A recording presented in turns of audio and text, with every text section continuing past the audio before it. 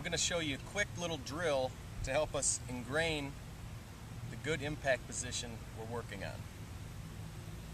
So from our good impact position,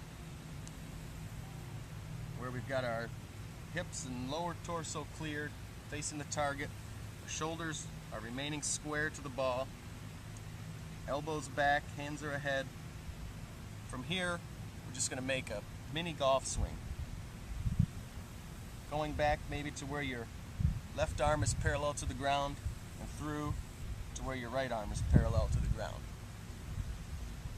We're going to focus on hitting the ball first, making a nice divot after the ball.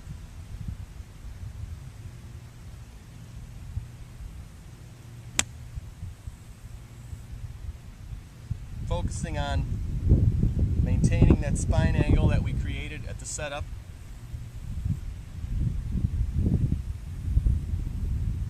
Just turning our upper body through the shot.